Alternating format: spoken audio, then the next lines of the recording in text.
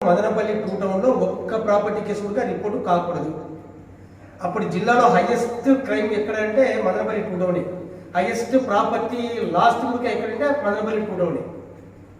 But నువ్వు recovery చేయకపోయినా బాధపడను, ప్రాపర్టీ అఫెన్స్ జరగవద్దు, ప్రివెన్షన్ చేయాలని. Prevention is better than cure అని. సో దాంట్లో ఆయన అనుకున్న ప్రకారం కష్టపడ్డాము. నేను ఉన్న కాలంలో ఒక కేసు రిపోర్ట్ అయింది.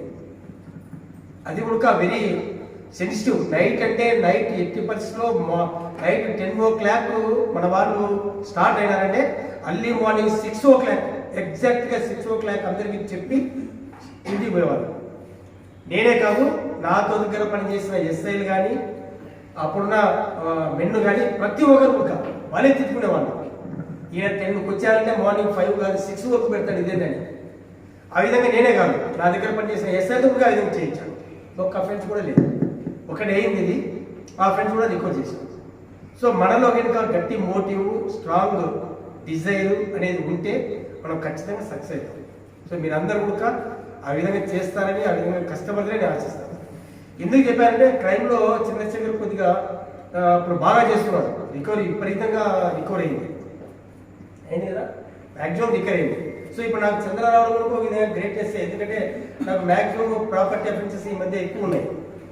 ఇప్పుడు నేను ప్రాపర్ అడ్రస్ నుండి పోయేస్తున్నాను కుప్పం కూడా. సో కాబట్టి మాకు కొద్దిగా మొత్తం సబ్ డివిజన్ అంతా కూడా ఒక ఆఫీసర్ని పెట్టుకుంటే మొత్తం రికవర్ అయ్యే అవకాశం ఉంటుంది. సో ఈ సందర్భంగా మన చంద్రశేఖర్కు వెల్కమ్ చెప్తున్నాను.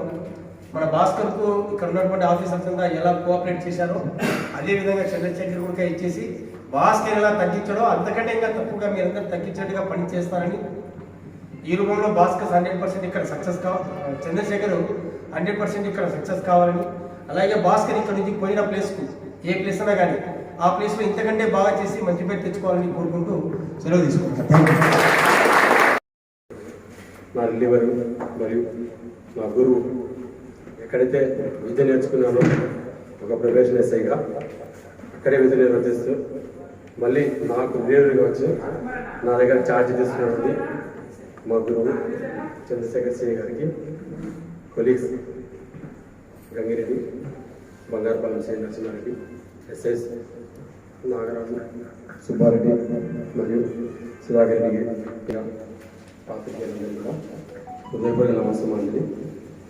గడిచిన ఒక సంవత్సరం పాటుగా ఇక్కడ విధులు నిర్వర్తిస్తూ బదిలీపై వెళ్తున్నందుకు ఒకంత బాధగా ఉన్నా కూడా ఎక్కడైతే విద్య నేర్చుకొని ఆడ ఏదో నేర్చుకునే విద్య కాస్త మంచి పేరు తెచ్చుకొని నేర్చుకున్నటువంటి మా గురువుకే ఛార్జ్ ఇచ్చిపోవడం చాలా ఆనందంగా ఉంది. చాలా విషయాలు మీరు మాకు స్ఫూర్తి సార్. తక్కువ మాట్లాడి ఎక్కువ పని చేసుకుని పోతుంటారు, కానీ కోపం ఎక్కువ నాకు. ఎంత కంట్రోల్ చేసుకుని కూడా కంట్రోల్ చేసుకోలేను సార్. మీకున్నటువంటి ఓపిక, పేషెన్స్, టాక్టిక్స్లో ఎంతో కొంత పవన్పేట పోలీస్ స్టేషన్ అంటే ఒక చిన్నప్పుడు ఆలు ఏబీసీడీ నేర్చుకున్నాము స్కూల్లో, ఆ విధంగా సార్ దగ్గర ప్రతి ఒక్క విషయం నేర్చుకున్నాను సార్. ఇప్పటికీ అప్పటికి ఎక్కడున్నా కూడా మీ దగ్గర నేర్చుకోండి, ప్రాక్టీస్ మర్చిపోను.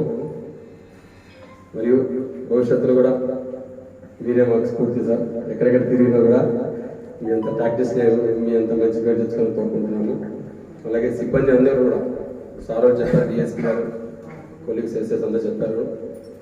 సక్సెస్ చేయించాము అంటే దాని బ్యాక్గ్రౌండ్ మీరందరూ ఉన్నారు. మీ అందరి కోఆపరేషన్తోనే సంవత్సరం కావడం ముందుగా వెళ్ళి గడిచిన 2 సంవత్సరాల కోవిడ్ కాలంలో పెండెంట్స్ వర్క్ అంతా కూడా వితిన్ ఒక 6 monthsలో మనము కంప్లీట్ చేయగలిగాము.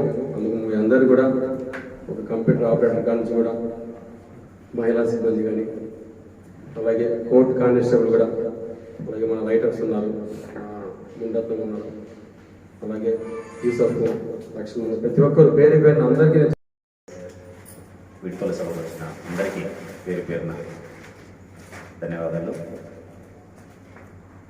ఇక్కడ దాదాపు ఎస్ఐగా 2 years చేశాను, సిఏగా 4 years చేశాను. ఏరియా అంతా కూడా బాగా పరిచయమైన మా డిఎస్పీ గారి ఆధ్వర్యంలో మీ అందరి సహకారంతో భాస్కర్ ఏదైతే చెప్పాడో దానికంటే బాగా కష్టపడి పనిచేస్తూ ప్రాపర్టీ అఫైర్స్ అయితేనేమి, కాంట్రాక్ట్లు అయితేనేమి అన్నీ చక్కగా మెయింటైన్ చేస్తూ మన పలమనేరు పోలీస్ అందరికీ మంచి పేరు తీసుకొస్తానని సందర్భంగా తెలియజేస్తున్నాను. Thank you.